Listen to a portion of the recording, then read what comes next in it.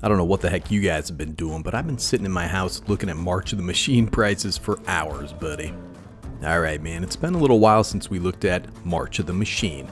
There are some cards that are blowing my mind off with their prices right now, and I'm here to share them with y'all. So buckle up, sit back, lift your tea bag, and live, laugh, love while you click in all the buttons. Alright, for March of the Machines, we have set and booster boxes at $80 and $85 respectively. Not bad, and though I haven't drafted it, it seems like a fun draft environment. Collector booster boxes, which are almost never worth it, are $220. Now the most expensive card in the set is Sheoldred.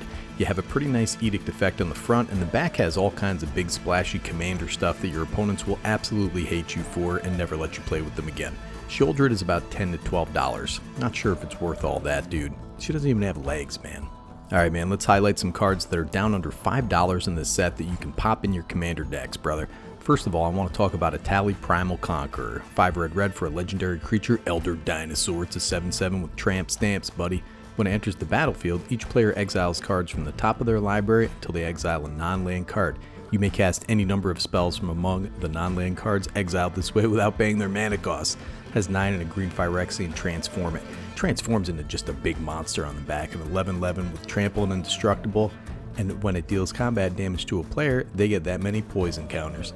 Under $5 right now, this guy is on TCG Player as we speak.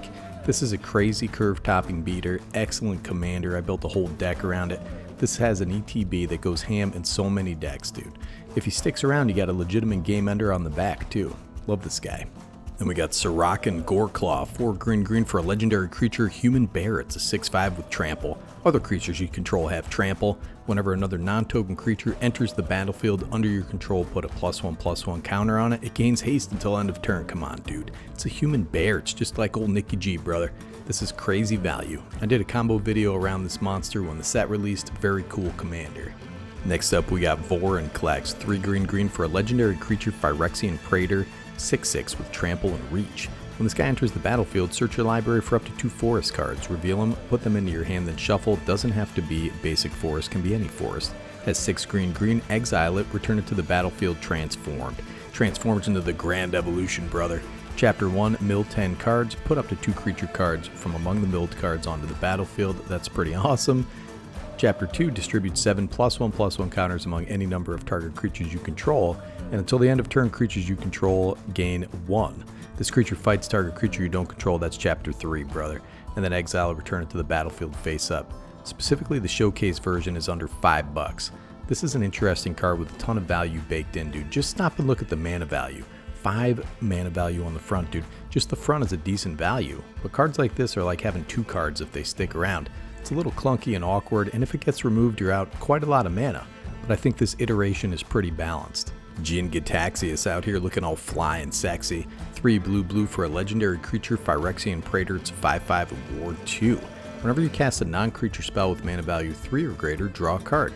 Has 3 and a blue, exile it, then return it to the battlefield transformed under its owner's control. Activate only as a sorcery and only if you have 7 or more cards in hand, dude. Transforms into the Saga, the Great Synthesis. Chapter 1, draw cards equal to the number of cards in your hand. You have no maximum hand size for as long as you control this Great Synthesis, brother. Chapter 2, return all non-Phyrexian creatures to their owner's hands. Bye-bye. You may cast any number of spells from your hand without paying their mana cost. That's Chapter 3, exile it, return it to the battlefield front face up. This goes great in so many decks, dude. Spell slinger decks love this guy. Artifact decks love this guy. Come on, dude. The backside can be backbreaking if you built your deck to take advantage of it. It's pretty bonkers for $4. I mean, a 5/5 Ward 2 that's a draw engine for 5 mana, brother. Come on. We just entered bulk territory, dude. We just breached the multiverse. 5 black for a sorcery. Each player mills 10 cards. For each player, choose a creature or planeswalker card in that player's graveyard. Put those cards onto the battlefield under your control. Then each creature you control becomes a Phyrexian, brother, in addition to its other types. I'm a huge fan of this card, especially in mill decks, man. This is a huge self-feeding mill reanimation spell, and it's only $2. Ortheon, dude. What a weird name. He's the hero of Lava Brink. He's 3 and a red for a legendary creature, Human Soldier. It's a 3/3. Has 1 and a red. Tap. Create a token that's a copy of another target creature you control. It gains haste. Sacrifice it at the beginning of the next end step. Activate only as a sorcery. Kind of weak sauce a little bit there, you know what I mean? But then you have 6 red. Tap. Create 5 tokens that are copies of another target creature you control. They gain haste, sacrifice them at the beginning of the next end step, activate only as a sorcery. This effect is better on Kiki Jiki, you know, of course, but this can copy your legends, goes ham in so many decks, dude. That big activated ability's bonkers. I love that red gets these effects, and it's just a buck, dude. Orthion looks like a dang dweeb out there, but he gets the job done. Oh, here's a blast from the past. The Monastery Mentor, creature human monk. It's a 2/2 for 2 and a white. Has prowess. Whenever you cast a non-creature spell, create a little 1/1 white monk creature token with prowess. Dude, we got old Jackie Chan. He's out there doing martial arts. This was a very pricey card in days gone by, but it's still an army in a can in the right decks, man. It's $2 right now, brother. Hoarding Brood Lord. 5 black for a creature dragon. It's a 7/6 with convoke and flying. When this guy enters the battlefield, search your library for a card, exile it face down, then shuffle. For as long as that card remains exiled, you may play it, brother. Spells you cast from exile have convoke. This has some fantastic combos. It's blinkable, can benefit from the tokens you poop out in your Jund decks. It's great in a dragon deck, a reanimator deck. Come on, dude. This card is under $1, and it's a banger, man. I'm gonna die on the Broodlord Hill, brother. I bought 5 copies of this thing. I don't care what anybody says. Alright, man, this is a weird little card. The Surge of Salvation, 1 white mana for an instant. You and permanents you control gain hexproof until end of turn. Prevent all damage that black and or red sources would deal to creatures you control this turn. Nice art on this thing. I don't know how far I'd go into the color protection thing that's going on here, but this is a great response to targeted removal and or spells that target you, right? Nifty little protection piece for your white containing spell slinger decks for under $1. And then next up we have C Double, 2 blue for an instant. This spell can't be copied. Choose one. If an opponent has 8 or more cards in their graveyard, you may choose both. Copy target spell. You may choose new targets for the copy, or create a token that's a copy of target creature. I'm surprised to see this is so cheap, dude.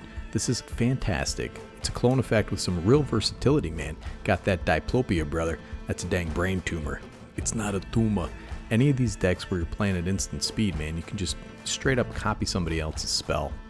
You know, some big sorcery or something. Come on, brother. Alright, one more little pet card of mine. You got Ayara, Widow of the Realm. She's 1 black for a legendary creature, Elf Noble. This is a 3/3. Has tap, sacrifice another creature or artifact. Ayara, Widow of the Realm deals X damage to target opponent or battle. You gain X life, where X is the sacrifice permanent's mana value. Has 5 and a red Phyrexian. Transform it. Activate only as a sorcery. Turns into Ayara Furnace Queen, dude. This is a Phyrexian Elf Noble. It's a 4/4. At the beginning of combat on your turn, return up to 1 target artifact or creature card from your graveyard to the battlefield. It gains haste. Exile it at the beginning of the next end step. This is last but not least, this is the wine mom, dude. This is like a quarter, and one side feeds the other. She's drinking from a box of wine while her kingdom gets turned into spaghetti by the Phyrexians. And that's the attitude you gotta have in this world, brother. Anyways, man, it's nice to go back to these sets after a few months to see what tanked and what's a steal and what's a deal, dude. I love you guys. You know, you gotta be good to each other. I'm here to provide you all of the delicious deals out there for March of the Machine. It's gonna be Nikki G from Better Commander, signing off.